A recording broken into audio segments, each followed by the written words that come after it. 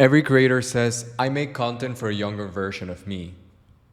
I don't. I think that advice, as popular as it might be, is holding a lot of people back. Because the person who needs this is a 55-year-old who has over 2 decades building something of their own, and now is being told they're falling behind because they don't know how to prompt with an AI.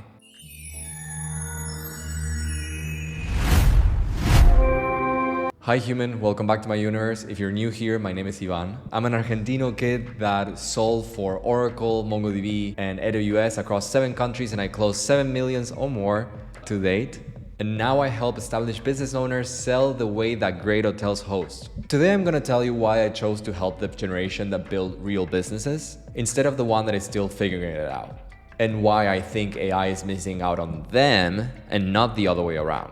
Let's get into it. So, where does this advice come from? Make content for a younger version of yourself.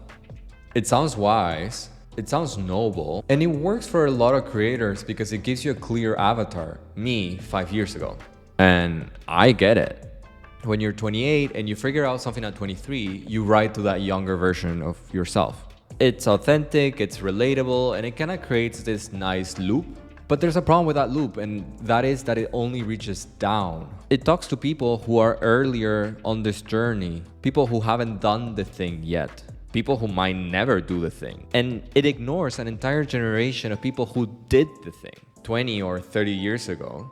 And now they feel stuck because the game changed underneath them. My parents spent over 30 years building incentive strategies for enterprise companies. MICE industry, which if you don't know the acronym, is Meeting, Incentives, Conference and Events.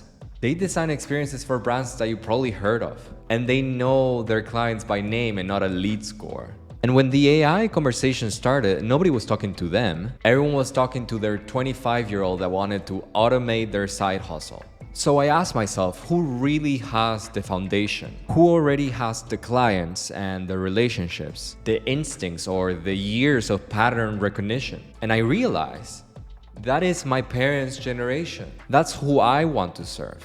And the data backs this up. 2 out of 3 businesses already bought AI tools. 67%. The adoption happened, so that's not the problem. The problem is that most of them used the tools for 2 weeks and then went back and did everything manually. The subscription is active and the integration is half done, and the team still went back to spreadsheets by week 3. And what nobody actually measures is how many businesses are run by these people that have 20 or 30 years of experience. They are basically being told, learn this or get left behind, and then given a tool with no context, no guidance, and no one sitting next to them. The conversation right now is AI will replace you, and it has been for the last months. And the people hearing that the loudest are the people that spend decades building real relationships and not only through technology. So the question worth asking is, who benefits from the AI the most?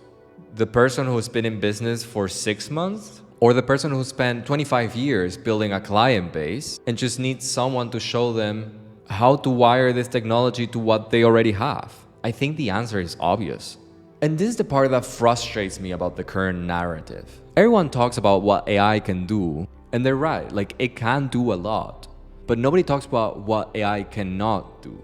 AI cannot replicate 25 years of knowing that when Juan from Córdoba hesitates on a proposal, he has to then go back and ask his wife first, not that he's not interested. AI cannot replicate the instinct that you know a deal is gonna go wrong before any metric shows it. AI cannot replicate the trust that you build by going into someone's office in 2004, shaking their hand in person, and following up every quarter for 8 years until they became your best client. I think that's the pattern recognition that is built throughout thousands of human interactions. No model in the world has that training set yet.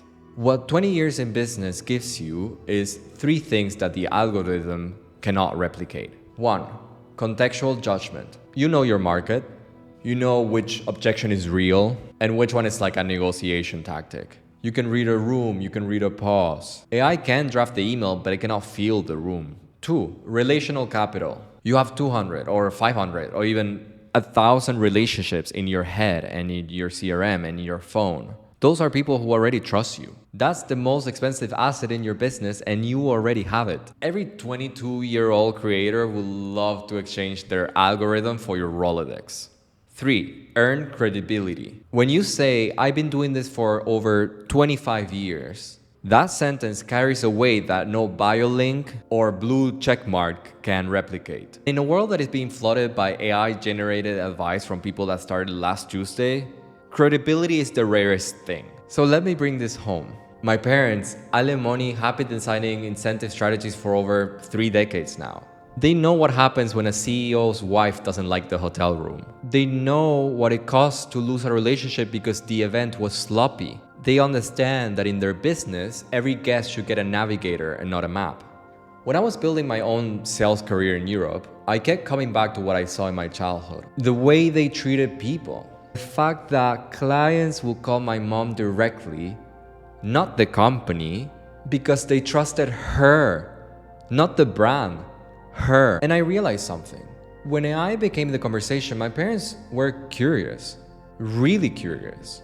Not because some random dude made them feel FOMO on the internet, because they actually wanted to learn. But the content out there wasn't made for them. The tutorials were for developers, the courses were for solopreneurs. The entire narrative said this is for young people who want to build something new, not for experienced people that already have something real. And I thought, that's weird. My parents aren't missing out because they're not learning AI fast enough. AI is missing out on them, on their 30 years of relationships, their industry knowledge, and their judgment. So I decided I am going to be the bridge. The person who sits next to them understands their architecture and says, this goes here, this doesn't, and this saves you 10 hours a week. So what does this actually look like? I call it hospitality grade sales. And the principle is simple. Treat every buyer like a guest and not a target. For an established business owner, this means 3 shifts. Shift 1. Stop chasing new leads. Start reactivating the relationships that you already have. You probably have 200 contacts in your phone or your CRM that nobody touched for the last 90 days. Those people already know you and they already trust you. A 3-message reactivation sequence with value, not a pitch, can bring deals back from 6 months old. Shift 2. Wire AI in the parts of your system that eat your time, not the parts that need your judgment. Your follow-up emails, your scheduling, your first response templates, or your data entry. Those are the hours you can easily reclaim. But your client calls, your proposals, your relationship management, that still needs you. AI is the engine and you're the driver. Shift 3. Build a system that makes closing unnecessary. If you need manufacturer urgency or a limited time offer to close, your offer has a design problem. When someone trusts you, when they have been receiving value from you consistently, when you being present without being annoying, people come to you. The close happens because the relationship was already built from the start. And that's not a theory, that's how great hotels work. Nobody closes a guest on a room upgrade. If you think about it, they create an experience that is so good that the customer self asks for a room upgrade. Okay, so if you're watching this and you've been in business for 2 or even 3 decades, here's your protocol for this week. 1. Open your CRM or your phone contact. Find 10 people you haven't talked in the last 90 days. Don't pitch them. Send them something useful. An article, a framework. I thought of you when I saw this. The goal is presence and not persuasion. 2. Identify the 3 tasks that eats most of your time in your sales process. Email drafting, data entry, scheduling, whatever that is. And ask yourself, could AI do 80% of this so I can spend that time in the 20% that only I can do? 3. Write down 1 sentence that describes what you do, for who, and what result they get. Not what you sell, what happens when someone works with you. And if you cannot say it in 1 sentence, your positioning probably needs some work. And that's the first thing I help people with. If you want help with any of those 3, I built a free diagnostic tool called the Compass that walks you through the 5 checkpoints of your commercial system, your offer clarity, your funnel, your outreach, your follow-up, and your client retention. It just takes you 15 minutes and then it shows you where the leak is happening. The link is going to be in the description. It's completely free for you to just take a look at it. And if you want to keep going deeper, I write about this every week in my newsletter. It's called The Lobby. It's going to be in the description as well. And if you know someone who's been in the business for over 20 years and feels like the world is leaving them behind, send them this video because they don't need to start over. They need someone to sit next to them and show them how to use what they already built. So human, maybe we'll be until next week where I'll welcome you back to my universe. Thank you for spending some time with me here. Subscribe if this resonated and leave a comment telling me how long you've been in business for. I genuinely want to know who's watching. And remember, you're not missing out on AI. AI is missing out on you.